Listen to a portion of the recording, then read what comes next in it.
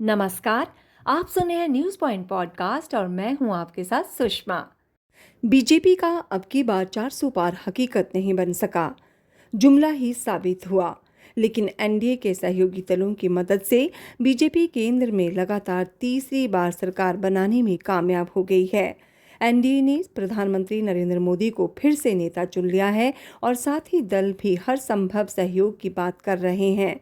NDA की meeting के दौरान नीतीश कुमार का इमोशनल भाषण और प्रधानमंत्री नरेंद्र मोदी का पैर छूने के लिए झुकना संकेत तो यही दे रहा है कि बीजेपी के संकट मोचकों ने सहयोगी दलों के साथ डील हर तरह से पक्की कर ली है। और जब सब कुछ मन माफिक हो रहा हो तो बड़े फैसले में भला कौन सी मुश्किल आड़े आ सकती है। मुश्किल की एक ही वजह हो सकती है कि किसी का सोचा हुआ होता ही कब है।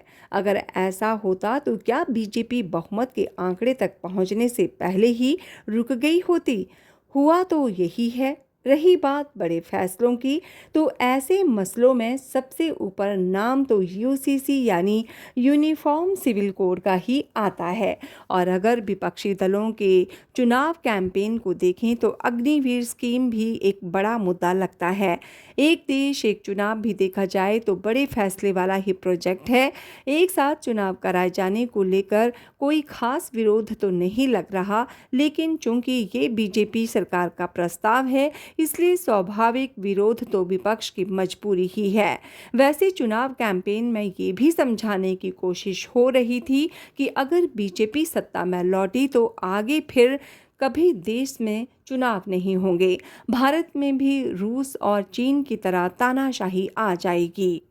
चुनाव कैंपेन का असर तो हुआ ही है, वरना बीजेपी अपने बूते बहुमत हासिल करने से दूर कैसे रह जाती। और अब चूंकि बीजेपी कमजोर होकर आई है इसलिए एक साथ चुनाव कराने का फैसला तो सहयोगी दलों की सहमति के बगैर होने से रहा।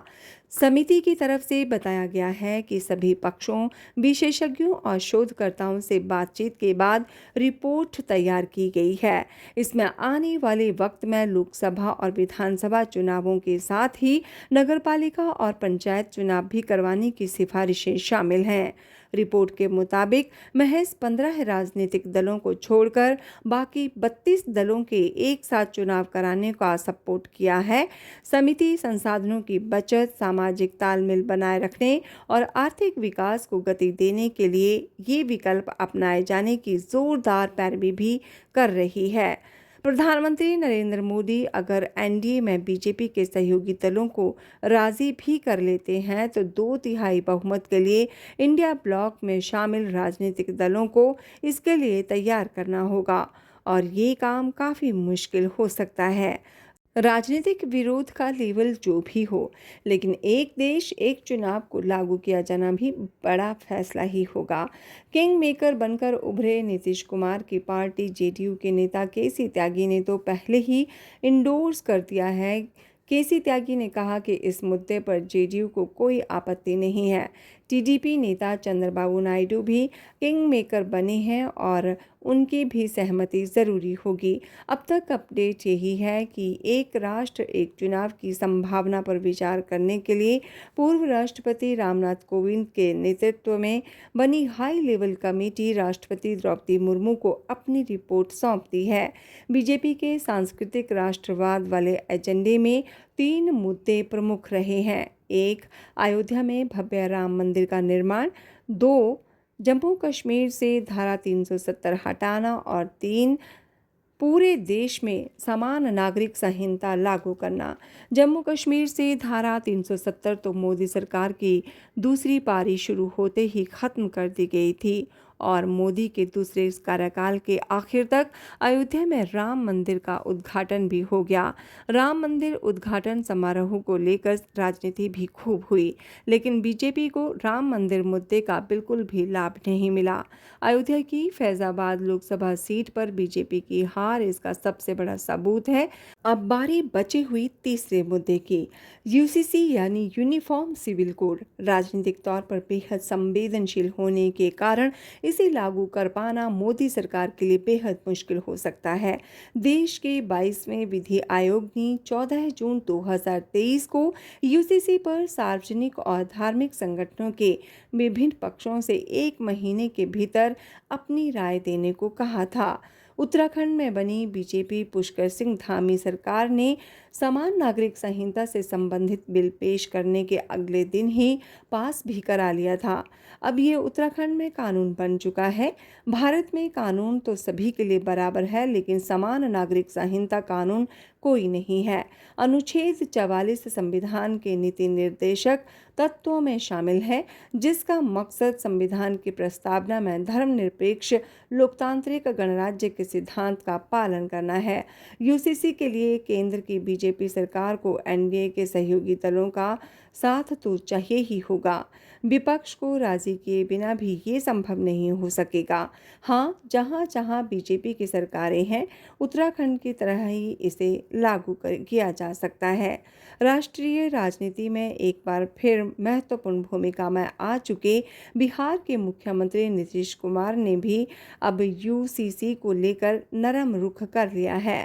प्रधानमंत्री नरेंद्र मोदी के पिटारे में जो भी कुछ हो, लेकिन यूसीसी उनमें से एक तो है ही, और इस मामले में मोदी सरकार कोई कदम बढ़ाती है और अंजाम तक पहुंचाती भी है तो ये सबसे बड़ा फैसला होगा।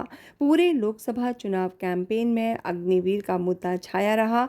राहुल गांधी सहित विपक्षी दलों के नेताओं के भाषण में बार बार इसका जिक्र सुनने को मिला। इस जबान पर एक ही बात थी, इंडिया गठबंधन अगर सत्ता में आया तो अग्निवीर स्कीम खत्म कर दी जाएगी।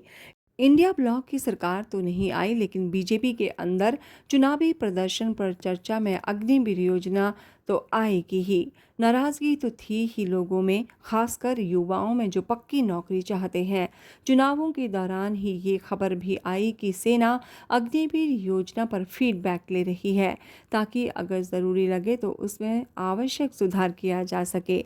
मतलब साफ है कि प्रधानमंत्री नरेंद्र मोदी सरकार अग्निवीर योजना को लेकर पहले से ही अलर्ट है।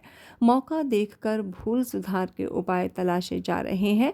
इंडियन एक्सप्रेस की रिपोर्ट के मुताबिक सेना की तरफ से सर्वे के जरिए अग्निवीरों सहित अग्निपथ भर्ती योजना से जुड़े तमाम पक्षों से फीडबैक इकट्ठा कर लिया जा रहा है। ऐसे में लोगों में भर्ती प्रक्रिया और ट्रेनिंग से जुड़े अफसर और कमांडर शामिल हैं। रिपोर्ट के मुताबिक फीडबैक के लिए 10 सवालों का एक फॉर्म सभी के लिए भेजा गया है।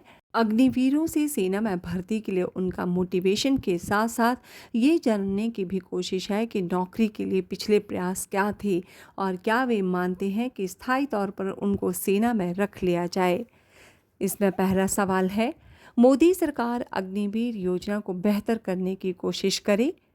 दूसरा सवाल, अग्निवीर स्कीम को लेकर जो सवाल उठाए जा रहे हैं, हो सकता है सरकार उनके हिसाब से कोई सल्यूशन निकाले। और तीसरा, ये भी हो सकता है कि कृषि कानूनों की तरह प्रधानमंत्री नरेंद्र मोदी अग्निवीर योजना वापस ही ले लें। अगर ऐसा कुछ भी होता है तो प्रधानमंत्री मोदी का बड़ा फैसला ही माना जाएगा। सुनते रहिए न्यूज़ पॉइंट पॉडकास्ट, आपकी आवाज़।